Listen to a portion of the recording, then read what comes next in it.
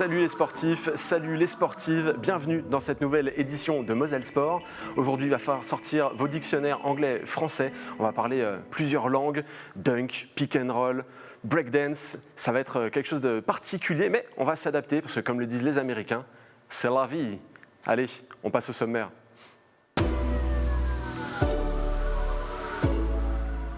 Les volleyeuses de Terville-Florange ont une petite perte de vitesse. On va aller voir comment se passera la fin de saison jusqu'au potentiel play-off. Ensuite, nous irons du côté de Talange où se tenait un contest de hip-hop, 120 breakers, cette nouvelle discipline olympique. On ira voir à quoi ça ressemble. Et enfin, nous accueillerons notre invité du jour, Kevin Cali, capitaine des Metz Canonniers, avant le derby qui s'annonce chaud bouillant face à Jeuf Homécourt Basket. Je ne sais pas pour vous, moi ça m'a plutôt mis en jambes. On remonte les chaussettes et on démarre avec notre pastille Tefoc.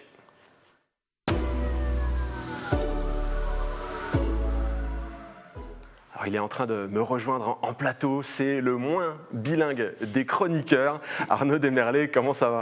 Ça va très bien Mathieu, merci. Alors comme promis, on va parler Tefoc, mais comme j'aime bien les running gags, on va commencer en anglais. Arnaud, since the last time you've been in the 101 interview, things have not been the same for Tefoc. Qu'est-ce que tu peux m'en dire ? Of course. Non, très bel accent anglais, trêve de plaisanterie, effectivement, le Tefoc qui reste sur un mois de février, comme tu l'as dit, un petit peu moyen au niveau des résultats. Cette équipe, on peut s'en apercevoir, je ne dirais pas qu'elle est cyclique, mais en tout cas, elle a des bêtes noires. Depuis le début de saison, c'est un petit peu ça, et notamment cette équipe du Volleyro Le Canet, cette équipe du Canet qui s'est imposée 3-7-0. Alors il y a beaucoup de frustration sur ce match, puisqu'effectivement c'est le champion de France. Le Tefoc avait envie de briller face à cet adversaire, d'autant plus que le Volleyro avait joué 2 jours auparavant en Ligue des Champions contre une équipe polonaise. On espérait peut-être que cette équipe du Sud serait un petit peu fatiguée, même si elle s'était imposée 3-7-0 face aux Polonaises. Pas du tout. Il n'y a pas eu de match, hormis peut-être dans le premier set, parce qu'après, dans le deuxième et le troisième set, ça a été un cavalier seul du Volleyro qui peut s'appuyer sur une pointue de 18 ans, tout simplement exceptionnelle, qui fait la différence en Ligue des Champions. C'est l'une des meilleures marqueuses de cette compétition et également en championnat. Alors, il n'y a pas vraiment d'infamie dans les résultats, mais on sent que ça coince un petit peu avec certaines équipes, parfois un petit peu plus grosses. Alors bon, il y a eu la défaite contre Ex-Venelle, l'élimination en coupe contre Nantes, défaite sèche contre le Canet. Alors il y a les 3-0 contre Béziers et France Avenir, mais ça ne cache pas le manque peut-être de rythme de cette équipe après un mois de janvier qui a été peut-être un peu fou aussi. Oui, après vraiment je mettrai un bémol sur tout ce que tu dis. Je pense que le vrai accroc vraiment de ce parcours, c'est la défaite à domicile contre le pays d'Aix-Venelle, une équipe qui est 8e au classement, qui est la lutte finalement pour disputer les playoffs. Parce qu'après perdre contre Nantes, tout le monde perd contre Nantes ou presque, même si Nantes connaît également un petit coup de moins bien, défaite ce week-end du côté de Cannes. Je disais qu'effectivement des bêtes noires, il y a le Volleyro Le Canet, on sent que Nantes également, même si elle a des victoires en tout début d'année 2023 à domicile, Nantes est peut-être un petit peu au-dessus du Tefoc avec notamment Taylor Mims. Mais hormis le Volleyro Le Canet et hormis Nantes, je pense que le Tefoc peut regarder droit dans les yeux n'importe quel adversaire. Paris Saint-Cloud qui est 2e encore du championnat a pris 2 fois 3-0. Béziers qui devant le Tefoc au classement a pris 2 fois 3-0. Mulhouse, il y a bientôt un match à jouer, c'était simplement imposé 3-7-2 à domicile. Il y a effectivement une victoire également 3-7-2 contre Cannes. Donc voilà, hormis effectivement le Canet et Nantes, je pense que le Tefoc peut espérer briller et peut espérer briller lors des playoffs. Parce que c'était l'objectif numéro 1. Il ne faut pas l'oublier, c'est une équipe qui est habituée plutôt à jouer le ventre mou. C'est plus le cas depuis 2 saisons. Il y a de nouveau une qualification pour ces playoffs. Le président Daniel Morokowski espère terminer dans les 5 premiers, puisque qui dit terminer dans les 5 premiers, dit qualification européenne. Là, c'est peut-être moins sûr. Alors justement, tu nous parles de classement. Je vous propose de jeter un œil à ce classement de la Ligue AF. Et on voit effectivement que le Tefoc s'éloigne un tout petit peu de la tête de course. Il reste 5 matchs en saison régulière. Nantes, Mulhouse, Cannes, Chamalières et Saint-Raphaël. Ce n'est pas forcément une batte de santé. Il y a des gros, il y a des moins gros. Est-ce que finalement ces objectifs sont toujours préservés ? Est-ce qu'on peut vraiment être serein pour ce top 5 en fin de saison ? Je pense que ça va se jouer entre le TFOC et Béziers. Le calendrier de Béziers est très corsé également. Je pense que le TFOC a 5 matchs, 6, on va peut-être en reparler avec le match à rejouer à Marc-en-Barreuil. Je pense que le TFOC a droit à un joker, c'est-à-dire à une défaite, parce que je pense que Béziers va lâcher également des points sur cette fin de saison. Il reste Chamalières, il reste Cannes à l'extérieur, il reste Mulhouse à domicile. C'est compliqué, mais c'est pas impossible. Cette équipe, elle est capable de grands exploits. Et il faudra s'imposer contre Mulhouse, ça c'est une évidence. Contre Nantes, ça sera compliqué, je pense, parce que Nantes a peut-être un petit peu moins d'avance sur ses adversaires directs.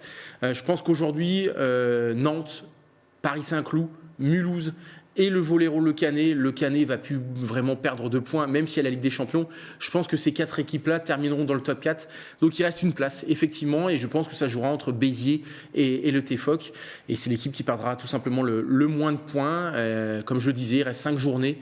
Si le TFOC vient à gagner 4 matchs sur 5, je pense qu'il terminera dans le top 5. Alors, tu évoquais ce match face à Marc-en-Barreuil qui devrait être à rejouer en raison d'une irrégularité arbitrale. C'est à double tranchant. Le match avait été remporté par Tervues-Florange 3-2. En le rejouant, il y a la possibilité d'aller chercher plus de points, mais peut-être aussi d'en perdre. Oui, effectivement, puisqu'en s'imposant 3-7-2, on le rappelle, le TFOC n'empoche que 2 points au lieu des 3.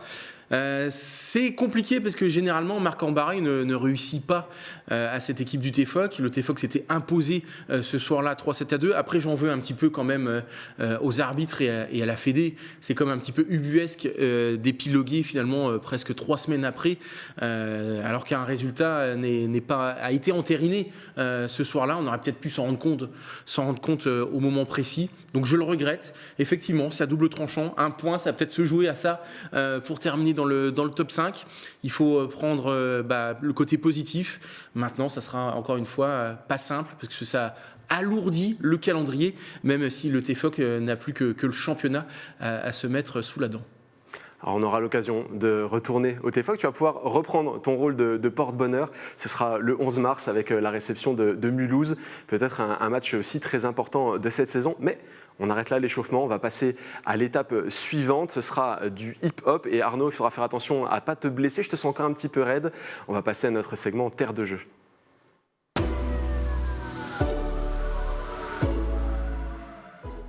Alors ce week-end, il y avait du rythme à Talange, 120 breakers qui se sont rassemblés pour présenter leurs meilleurs mouvements en 1 contre 1, en 2 contre 2.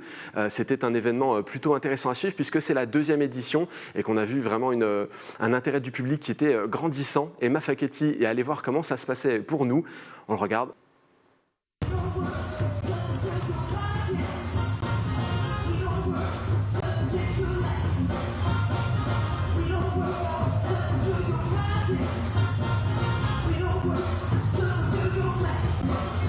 Venus de France, du Luxembourg, d'Allemagne et même de Belgique, ces danseurs s'affrontent en freestyle. L'un après l'autre, ils doivent adapter leur jeu de jambes, leurs mouvements aériens et improviser pendant une quarantaine de secondes sur une musique qu'ils ne connaissent pas. On a la pression, on a l'adrénaline. Au début c'était compliqué, mais après vers la fin, pendant le battle, j'ai pu exploiter plus mes mouvements.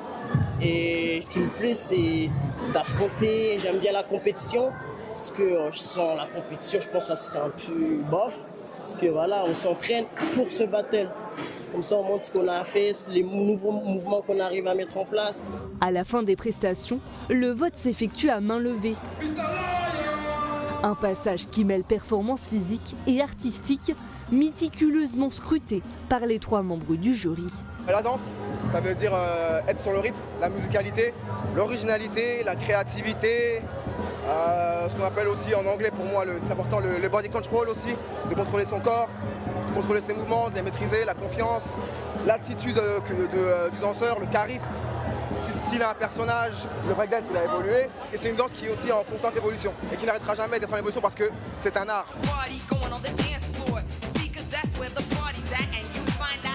Apparue dans les rues du Bronx, aux États-Unis dans les années 70, cette danse, issue de la culture hip-hop, est l'une des nouvelles disciplines les plus attendues aux Jeux Olympiques de Paris 2024. Il y a bien plus de ferveur dans le sens où pour la première édition de l'année dernière, il y avait beaucoup moins de monde. C'était un bel événement, mais pas autant que ce soir. On est déjà à presque 300-400 spectateurs.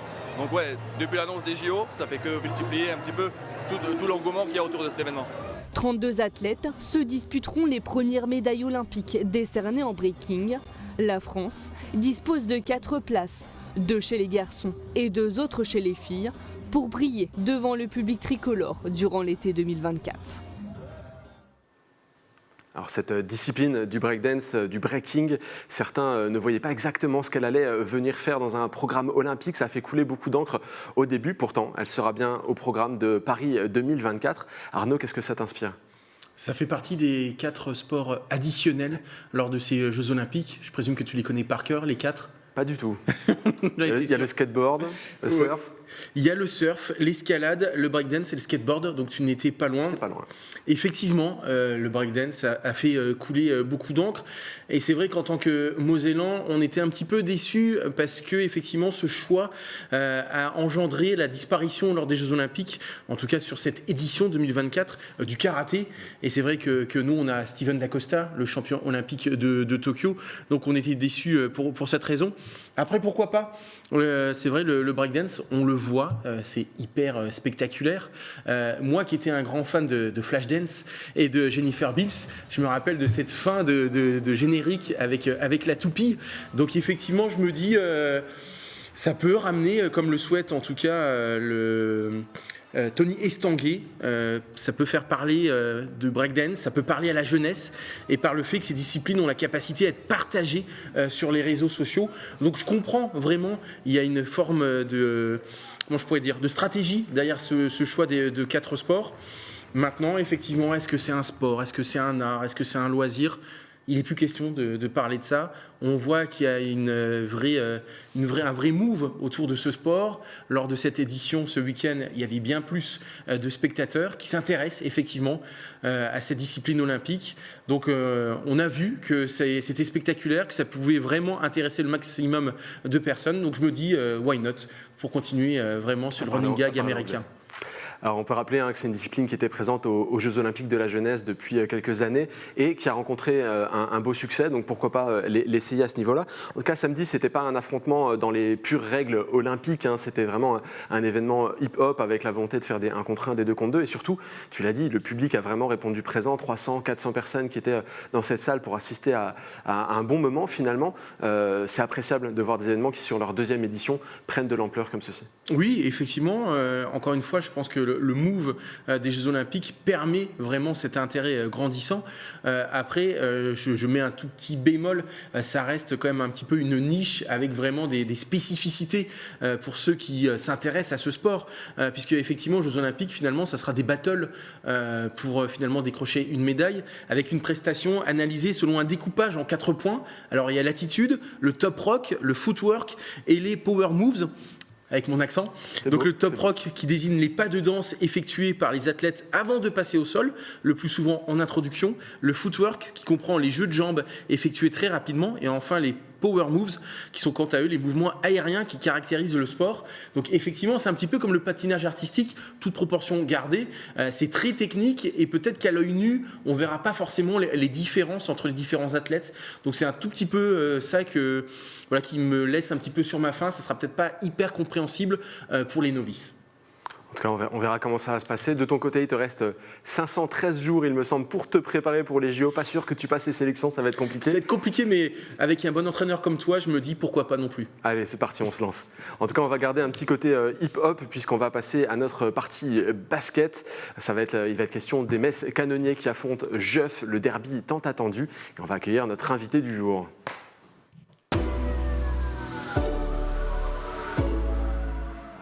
Rejoint en plateau, c'est le capitaine des Metz Canonniers, l'équipe de basketball messine qui rêve de play-off, d'une montée en National 1. Kevin Kali, bienvenue dans Moselle Sport. Merci, bonjour Mathieu, bonjour Arnaud. Alors je l'ai dit, tu es capitaine de cette équipe, c'est pas une mince affaire parce que il faut tenir le rang, c'est une responsabilité accrue, d'autant plus que l'année dernière, j'ai le maillot avec moi, il y a eu les play-offs. Et ça, c'est un exploit qu'il faut aller chercher encore une fois cette saison et essayer de continuer à faire grandir le club. Comment est-ce que tu vis cette responsabilité? C'est vrai que je suis le plus ancien. Ça va faire maintenant ma 11e saison, si je ne dis pas de bêtises. Donc l'année dernière, c'était Enoch, l'année d'avant, c'était Mamedi. Donc forcément, logiquement, on va dire, le rôle me revenait cette année comme j'étais le dernier. L'objectif des playoffs, on l'a toujours. Donc pour l'instant, ça se passe très bien. Alors, cette équipe, elle est taillée pour aller loin. On le sait, il y a plusieurs joueurs qui ont évolué au niveau professionnel. Gary Fleurimont, Loïc Akono, Alexandre Carolac, Vincent Pourchaud. Toi-même, tu as fait des passages au plus haut niveau. C'est une équipe qui doit aller loin, mais ce n'est pas forcément facile. La National 2, c'est un championnat qui est relevé. La National 2, c'est un championnat très compliqué parce qu'il y a des équipes comme nous qui avons forcément que des professionnels, des équipes qui ont des semi-pros, des gens qui travaillent, des gens qui s'entraînent. Et c'est vrai, quand on a une étiquette niveau professionnel, on a attendu tous les week-ends dans toutes les salles, donc c'est pas forcément évident. Une équipe, ça prend du temps à se construire. Donc les résultats n'étaient pas forcément là en début de saison. Donc c'est vrai que c'est compliqué, mais il faut laisser le temps au temps. Est-ce que vous le ressentez chaque week-end, que vous êtes un petit peu l'une des équipes à battre et que vous êtes très attendu en tout cas au tournant? On le ressent, oui, parce que quand on se déplace, il y a forcément plus de monde dans les salles. Les équipes, elles sont surmotivées. Elles ne jouent pas de la même manière comme elles ont joué la semaine d'avant quand elles vont jouer contre nous. Donc on le ressent. Et c'est vrai que le fait d'avoir beaucoup d'anciens professionnels comme Gary, Loïc, Vincent, Romain, les équipes, elles se disent, comme il y a beaucoup de jeunes aussi, ils disent, eux, ils ont été professionnels, pourquoi pas les taper, les mettre sur notre tableau de chasse. Alors tu l'as dit, il y a eu au début de saison des ajustements à faire, il y a eu des défaites qui ont été encaissées. Vous avez 6 défaites cette saison. Alors pour quelqu'un qui regarde ça de loin, qui se dit mais ils n'ont que des professionnels, c'est compliqué. Non, la poule, il y a d'autres candidats, il y a des équipes de très haut calibre aussi en face de vous. Il y a des équipes des très bonnes équipes comme Lons, le VOB, c'est des équipes qui jouent ensemble depuis 3-4 ans. Donc forcément, elles ont créé des alchimies, un collectif. Nous, l'année dernière, on fait les playoffs. Mais l'année dernière, on fait les playoffs, mais on commence la saison, je crois, on est à 1-5 ou 2-6. Et on enchaîne 14 victoires de suite. Là, on a, si je ne dis pas de bêtises, 12-6. C'est ça, 12-6. Donc, on a eu un petit trou d'air au mois de janvier. Mais forcément, le collectif qu'on prépare depuis le mois d'août, il commence à se mettre en place. Et ça commence à se voir. Pour terminer dans les playoffs, il faut terminer dans les 4 premiers. Les 2 premiers. Les deux premiers, c'est ça. Donc il faut passer, parce que Lons c'est trop haut, il faut essayer de coiffer sur le fil le VOB. C'est ça. Pour l'instant, on a égalité avec le VOB, comme on a pris un point bonus en Coupe de France. Donc nous, il faut continuer notre série et espérer que le VOB et pourquoi pas Lons, à un degré moins, perdent quelques matchs. Justement, cette Coupe de France, elle vous sauve entre guillemets avec ce point de bonus. Ce n'était pas forcément un des objectifs en début de saison. Est-ce que c'est devenu l'objectif d'aller le plus loin possible, peut-être aller chercher un point supplémentaire en allant au sommet du podium? C'était pas forcément l'objectif au début de saison. On s'était plutôt fixé, pourquoi pas, oui, un 8e ou quart de finale, mais sans plus. Maintenant qu'on a passé, qu'on a pris le point bonus, on est en quart de finale. Et on se dit, on est à 2 matchs de Bercy, donc maintenant qu'on y est, on voudrait aller au bout. On commence à sentir l'odeur des médailles, on a envie d'aller chercher quelque chose, c'est sûr. Alors il y a aussi, il faut en parler, la suspension du coach Anthony Tomba qui est survenue un peu plus tôt dans la saison. Est-ce que ça a eu un impact sur le collectif, sur le vestiaire? Pas forcément, parce que Anthony et Yousri, ils bossent ensemble depuis le mois d'août. Ça a été beaucoup de duos. C'est-à-dire qu'Anthony ne faisait pas tout l'entraînement, Yousri prenait certaines parties. Ils ont toujours été fonctionné en duo. Donc à partir du moment où il y a eu la suspension d'Anthony, c'était tout à fait naturel que Yousri reprenne.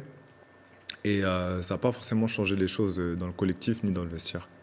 Alors, autre cas un petit peu polémique de ce qui a pu se passer ces derniers temps, il y a eu le cas de racisme envers Loïc Akono, qui, je le rappelle, a été traité de bonobo par entre guillemets, et je mets vraiment les guillemets, par un supporter à Charleville-Mézières. Comment est-ce que ça vous a impacté, ça aussi? Parce que c'est une affaire qui a eu une certaine résonance, et à raison, puisque c'est scandaleux finalement. C'est vrai que c'est des propos qui sont inacceptables, surtout dans une enceinte de sport, pas que dans le basket, partout dans le sport. Ça a plus impacté Loïc que nous, forcément, parce que c'était lui la cible de ces insultes. Nous, ça nous a plus soudés, au contraire. Ça nous a plus soudés parce qu'on a tous fait bloc derrière lui. Après, voilà, il s'est passé ce qui s'est passé. Il a pris la décision de quitter le terrain. C'est un choix qu'on respecte et que peut-être on aurait dû faire avec lui. Mais bon, ça s'est passé comme ça s'est passé. Et pour l'instant, le groupe, ça nous a pu se ressouder parce que derrière, on enchaîne 4 victoires. Donc voilà. Je rebondis sur ce que tu dis, Kevin, que ça soit avec Anthony Tomba ou cette affaire de racisme. Justement, tu parles beaucoup que le groupe s'est ressoudé. Est-ce que finalement, ça n'a pas été un petit peu le déclic pour vous mettre un petit coup de pied aux fesses et vous dire, voilà, on est en train de passer à côté de notre saison peut-être. Il y a ces éléments qui sont extra-sportifs. À nous, maintenant, de foncer droit devant pour essayer d'aller le plus haut possible. C'est vrai que ça a été, comme tu dis Arnaud, un petit coup de pied aux fesses. Parce qu'on commence bien la saison avec 8 victoires, on enchaîne des défaites, 2 matchs à domicile au mois de janvier qu'on perd, de très peu. Et on se dit qu'on est en train de passer à côté de notre saison. Donc ces 2 faits dans la saison de la suspension, plus l'insulte raciale envers Loïc, a fait que le groupe s'est refermé entre eux. Et on a su s'adapter aux problèmes qu'on a eus. Et c'est aussi, comme je disais avant, que le collectif aussi commence à se mettre en place. C'est-à-dire qu'on ne tire plus sur une ou 2 individualités et que tout le monde arrive à trouver sa place sur le terrain. Et ça, comme je le dis, c'est un travail de longue haleine. Parce que quand on change à 60-70% l'effectif chaque été, on ne peut pas avoir des résultats tout de suite. Alors là, on va rentrer dans le vif du sujet. Samedi, c'est un derby qui vous attend face à Jeuf. Alors vous jouez la montée, Jeuf et Lanterne Rouge, mais les derbys comme celui-ci, ce n'est pas une histoire de classement.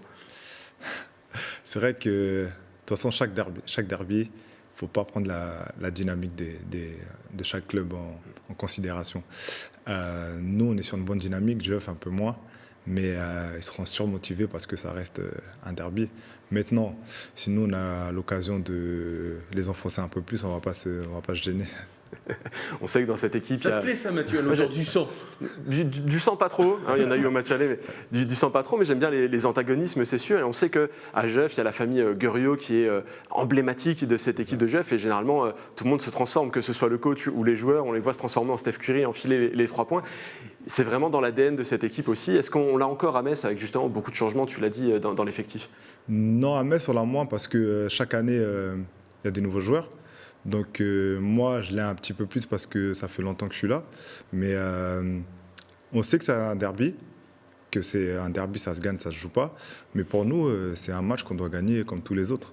Après, parce qu'à Jeuf, l'équipe ne change pas trop en général d'année en année. Donc ils ont tous cette motivation-là de battre l'ogre, entre guillemets, comme si on était le PSG du basket. Donc c'est vrai que quand on va là-bas, on sent vraiment que c'est hostile. Donc voilà, c'est toujours sympa pour nous et pour la région d'avoir ce genre de match. Est-ce que ce n'est pas finalement le premier match d'une série hyper importante dans l'objectif des playoffs? Parce qu'en regardant le calendrier, effectivement, il y a 4 matchs sur 5 là qui paraissent abordables. Il y a Jeuf, il y a Maubeuge, et puis il y a la réception de Furdenheim et Alfortville. C'est 4 équipes qui semblent largement à votre portée. Bon, il y aura le déplacement chez le leader Lons, mais c'est une série justement peut-être pour être deuxième. Comme tu dis Arnaud, pour nous c'est hyper important parce qu'on vient d'enchaîner 4 victoires de suite avec la Coupe de France. On reçoit Jeuf. Et c'est vrai qu'avant de se déplacer chez les leaders, chez qui on aimerait bien faire un coup, il faut continuer à prendre ce genre de match. Parce que c'est vrai qu'on reçoit Jeuf, on va recevoir Alfortville, on va aller à Maubeuge. Et ça nous laisse, sans manquer de respect à ces équipes, un petit moment de battement avant de terminer la saison avec la moitié des équipes qui sont de haut de tableau et qui pourraient être des matchs cruciaux pour accrocher cette deuxième place. Parce que la réception de Récy, c'est l'avant-dernière journée et Récy est juste derrière. Juste derrière nous. Récy est juste derrière nous. Donc c'est vrai, si on pourrait se mettre à l'abri avant ce dernier match, qui est de plus le dernier match à domicile de la saison, donc ce serait mieux pour nous. Donc pour nous, c'est clair. Pour nous, c'est battre Jeuf et aller battre Lons la semaine prochaine.